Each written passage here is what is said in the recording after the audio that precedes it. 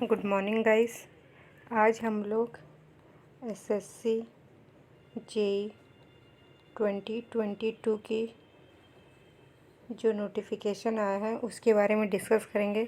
इसमें हम देखते हैं क्या स्टार्टिंग डेट है फॉर्म भरने की, क्या लास्ट डेट है, कितनी फ़ीस है, कितनी क्या पोस्ट के बारे में दिया है इन्फॉर्मेशन। तो चलिए वीडियो स्टार्ट करते हैं। सबसे पहले हम देखते हैं कि जो जूनियर इंजीनियर की पोस्ट आई है किसके लिए है। Civil, mechanical, electrical and quantity surveying and contract. ये सब से जेई बनने की एसएससी जेई पेपर लेता है। तो हमारा फर्स्ट है date for submission of online application. Online application submit करने की डेट कब से स्टार्ट है और कब तक है। 12 अगस्त से है और 2 सितंबर तक चलेगा। तो ऑलमोस्ट 1 महीना आपके पास टाइम है फॉर्म भरने के लिए। फिर है last date and time for receipt of application. Online application last date क्या है, जैसे कि मैंने बताया था अभी 12 सितंबर रात को 11 बजे तक है। फिर है last date and time for generation of offline challan. आपको पेमेंट करने के बाद जो स्लिप आएगी कि आपका फॉर्म भरा गया है उसकी लास्ट डेट है 2 सितंबर 2022। Last date and time for making online fees payment. Fees payment करने की क्या आखिरी दिन है, एक दिन ज़्यादा है, 3 सितंबर तक है। जैसे कि आप लोगों ने अगर पहले फॉर्म भर लिया और फ़ीस पेमेंट किसी भी वजह से नहीं हो पाया है तो 3 सितंबर तक आप फ़ीस का पेमेंट कर सकते हैं। फिर है last date for payment through challan, इसका भी है 3 सितंबर पेमेंट की लास्ट डेट है। फिर date of withdraw for application form correction and on correction की डेट आपकी है 4 सितंबर। फिर है schedule of computer based examination. जैसा कि उसकी डेट आई थी, हमारा जो कैलेंडर निकला था उसमें नवंबर की थी, तो नवंबर को आपका होगा इसका पेपर। और आप लोगों को पता ही है 2 पेपर होते हैं। पेपर 1, ये पेपर 1 की डेट है और ये है पेपर 2 की। पेपर 2 जो कि मेंस होता है, कन्वेंशनल होता है, इसमें आपको लिखना रहेगा कैलकुलेटर अलाउड है, जबकि पेपर 1 में कैलकुलेटर अलाउड नहीं है और नवंबर में होगा। और सेकंड पेपर की डेट अभी आई नहीं है, उसको बाद में नोटिस के द्वारा आपको बताया जाएगा। आगे देखते हैं क्या है और क्या इस नोटिस में आया है। तो डिटेल्स ऑफ पोस्ट दी गई हैं। पहला है बॉर्डर रोड ऑर्गेनाइजेशन BRO। इसमें सिविल, इलेक्ट्रिकल एंड मैकेनिकल के बच्चे इसमें जा सकते हैं। BRO मेनली बॉयज़ के लिए होता है, इसमें गर्ल्स एलिजिबल नहीं होती हैं। एक ही ऐसा पोस्ट है जिसमें सिर्फ बॉयज़ एलिजिबल हैं, गर्ल्स एलिजिबल नहीं है। फिर है CPWD, central public work department, जो कि मोस्टली हर बच्चे का फेवरेट होता है और डिमांडिंग पोस्ट है ये। फिर है central water and power research station, ये भी एक अच्छी पोस्ट है। फिर आगे देखते हैं और कौन सी पोस्ट। CWC, ये हमारी वाटर की पोस्ट होती है। फिर ऐसे नीचे नीचे बहुत सारी पोस्ट है। MES है, मिलिट्री इंजीनियरिंग सर्विसेज, इसकी भी कट ऑफ काफ़ी नीचे जाती है। मतलब अगर किसी के कम मार्क्स हैं तो MES और BRO के काफ़ी चांसेस रहते हैं उस बच्चे को मिलने के। फिर बोल रहा है क्या वैकेंसीज़, तो बोल रहा है कि वैकेंसी की डिटेल आप लोगों को कुछ टाइम बाद बताई जाएगी और ये अपलोड कर दी जाएगी उनके ऑफिशियल वेबसाइट पे। अब देखते हैं रिज़र्वेशंस क्या क्या हैं। तो रिज़र्वेशंस मेनली वैसे ही रहते हैं, एज की रिलैक्सेशन दी जाती है ST SC को, और जो एक्स सर्विस मैन में हैं उनको थोड़ी रिज़र्वेशन मिल जाती है। ये सब वही लिखे हैं डिटेल्स में। फिर और आगे देखते हैं फिर क्या क्या। जैसे कि मैंने आप लोगों को बताया था वही यहाँ पर लिखा है कि border road engineering only male candidates are eligible. फिर है आप किसके किसके सिटीज़न हैं, तो आप ये पेपर में अप्लाई कर सकते हैं। इंडिया, नेपाल, भूटान, टाइबेनियन, ये सब मतलब कि काफ़ी एलिजिबिलिटी क्राइटेरिया हैं जो कि सब लोग ऑलमोस्ट फुलफ़िल ही करते हैं। फिर आपका आ जाता है एज लिमिट। BRO के लिए एज लिमिट है 30 ईयर्स तक और ये आपकी एज कैलकुलेट होगी 1 जनवरी 2022 तक। CPWD के लिए ज़्यादा एज है, 32 ईयर्स है। फिर आगे देखते हैं हम लोग central water and power research station के लिए भी 30 है। CWC के लिए 32 है। ऐसे सबकी एज दी गई है, ऑलमोस्ट सबकी 30 तो सबकी ही है और 32 भी 2 डिपार्टमेंट की है। फिर आगे देखते हैं क्या क्या एज रिलैक्सेशन क्या रहता है। SC ST को 5 साल की एज रिलैक्सेशन है, OBC को 3 साल की। और फिर ये हमारे फिज़िकली हैंडीकैप्ड वाले आ जाते हैं, इनको काफ़ी एज रिलैक्सेशन मिल जाता है। एक्स सर्विस मैन का भी 3 साल का है। और इसमें बोल रहा है कि जो डेट ऑफ बर्थ है आपकी वो सेम होनी चाहिए जो कि आपने 10th-12th के एग्ज़ाम सर्टिफिकेट में आपको मिले होंगे, मार्कशीट में वही डेट ऑफ बर्थ होनी चाहिए। तो आप सेम फिल कीजिएगा, नहीं तो बाद में डॉक्यूमेंट वेरिफिकेशन में थोड़ी दिक्कत हो जाती है। फिर और आगे देखते हैं क्या है इस नोटिस में। ये ST SC OBC का जो सर्टिफिकेट होता है, कास्ट सर्टिफिकेट, आप उनके फॉर्मेट के हिसाब से बनवा लीजिएगा पहले ही, क्योंकि बाद में डॉक्यूमेंट वेरिफिकेशन टाइम वो जब हमारा एडवर्टाइजमेंट आता है उसके पहले का उनको चाहिए रहता है। जब आपने फॉर्म भरा है उसके पहले का उनको चाहिए। तो अगर आपने बाद में वो किया, बाद में सर्टिफिकेट बनाया, तो फिर वो एक्सेप्ट नहीं करते हैं या फिर प्रोविज़नल कर देते हैं। तो आप इस बात का ध्यान रखिएगा। फिर अब देख लेते हैं हम क्वालिफ़िकेशंस क्या क्या हैं।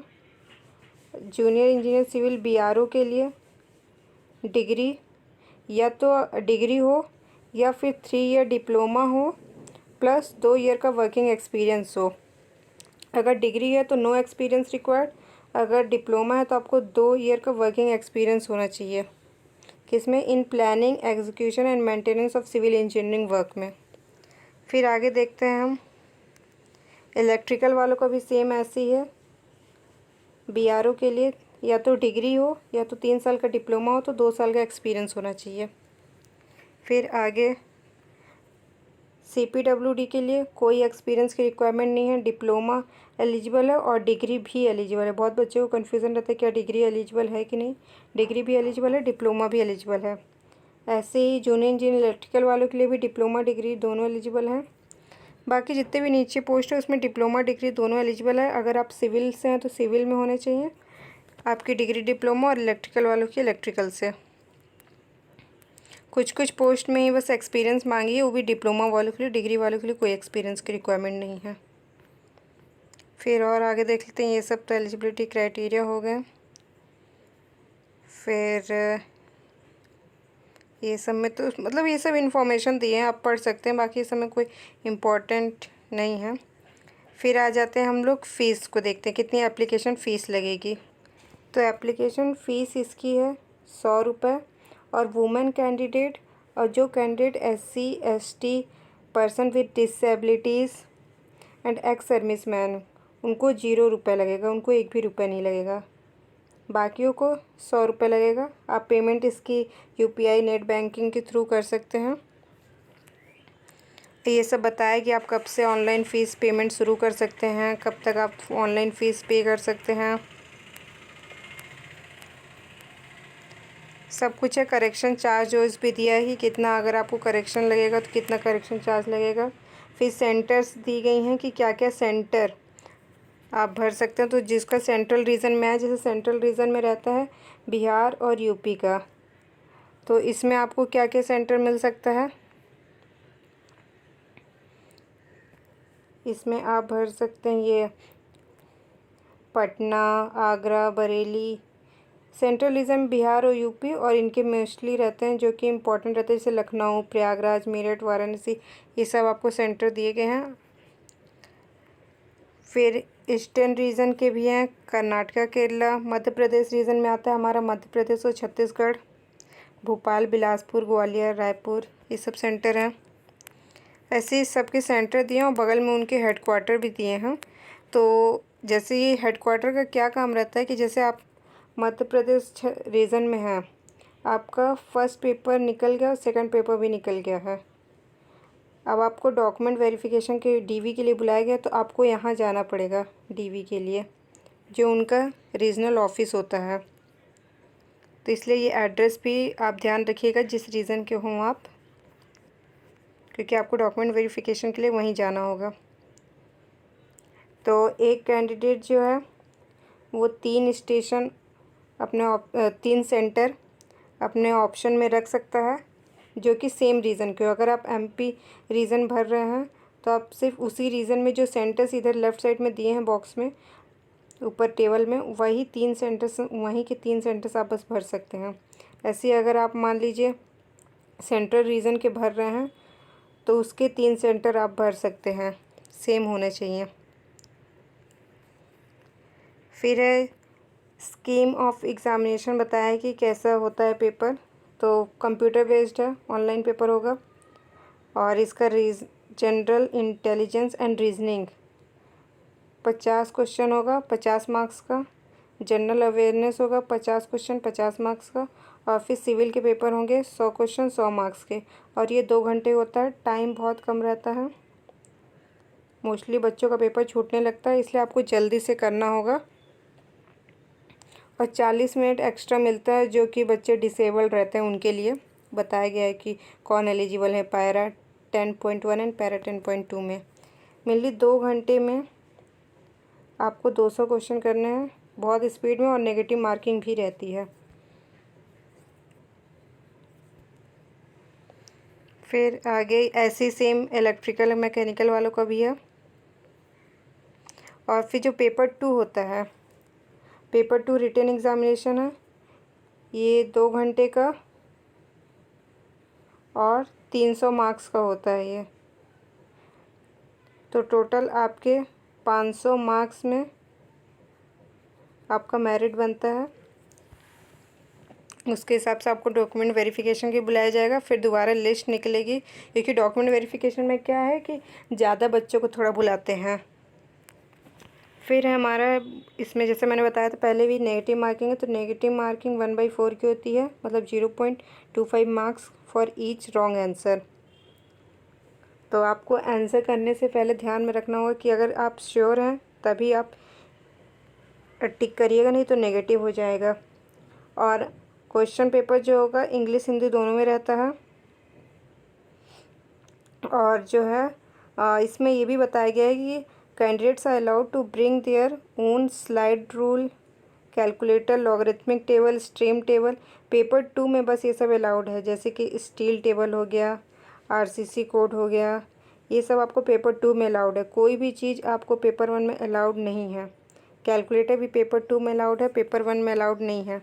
फिर टेंटेटिव आंसर की रिलीज़ होगी पेपर 1 की वेबसाइट पे आफ्टर द एग्ज़ाम।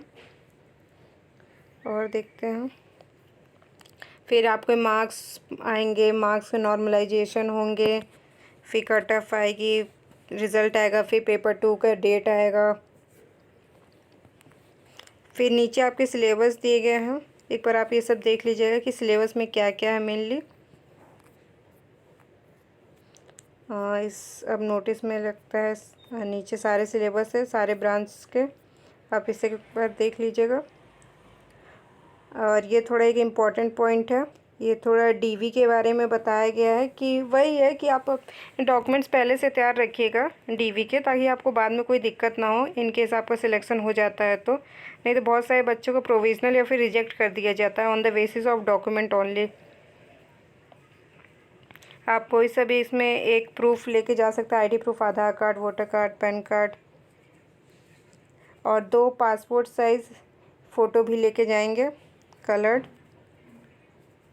और ये सब आपको डॉक्यूमेंट्स लगेंगे आप जब फॉर्म भरेंगे तब, कास्ट सर्टिफिकेट, 10th 12th। और मिनिमम बोला है कि क्वालिफ़िकेशंस क्या है, minimum qualifying in paper 1 and paper 2। Unreserve के लिए 30% आपको लाना ही है, 25% ओबीसी और ईडब्ल्यूएस के लिए, और एससी एसटी के लिए 20%। ऐसा नहीं है कि अगर आपने इतने मार्क्स लाए तो आपका पेपर 2 में सिलेक्शन हो ही जाएगा, बस ये है कि मिनिमम मार्क्स है, इससे ऊपर ही होने चाहिए। और फिर कट ऑफ निकलती है, उसके ऊपर हुआ तब आपका पेपर 2 के लिए सिलेक्शन होगा। फिर ऐसा बोला कि based on normalised marks normalise भी होते हैं, क्योंकि सुबह शाम 2 शिफ्ट में पेपर होते हैं, तो हार्ड इजी के हिसाब से पेपर नॉर्मलाइजेशन होते हैं। और कितने बच्चे कैंडिडेट आए हैं नहीं आए हैं, उस हिसाब से भी नॉर्मलाइजेशन होगा। कंप्यूटर बेस्ड पेपर होता है फर्स्ट, और फिर शॉर्ट लिस्ट किए जाएंगे कैटेगरी वाइज फॉर पेपर 2।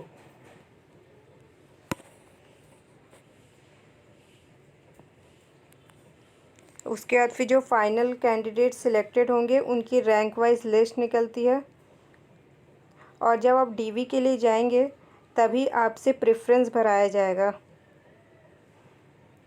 तो आपको प्रेफरेंस भर दिए जाएंगे तब, और उसके बाद फिर आपके रैंक के हिसाब से आपकी प्रेफरेंस जो आपने भरी है वो मिल जाएगा। और डीवी में काफ़ी लोग का प्रोविज़नल हो जाता है, तो इसलिए आप लोग ध्यान रखिएगा, क्योंकि थोड़ी सी भी एक वर्ड भी, इनफैक्ट मैं इस बार गई थी जब अपना डीवी करवाने, बस मेरे पापा के नाम में मिस्टर सर्टिफिकेट में नहीं लिखा था, तो या किसी सर्टिफिकेट में मिस्टर लिखा गया था, तो उन्होंने बोला ये क्या है, अलग अलग है। तो इसलिए आप लोग थोड़ा ध्यान रखिएगा कि सर्टिफिकेट्स में जो लिखे हैं नाम और आप जो नाम भर रहे हैं वो सेम होने चाहिए। फिर ये सब तो हो गए, सब ऐसे मतलब कि दिए हैं नोटिस। बाकी जो इम्पोर्टेंट थे वो मैंने बता दिया, आप लोग एक बार ये सब भी पढ़ लीजिएगा। फिर देखते हैं आगे एसएससी जेई के और प्रिपरेशन में मैं क्या हेल्प कर सकती हूँ। Thank you.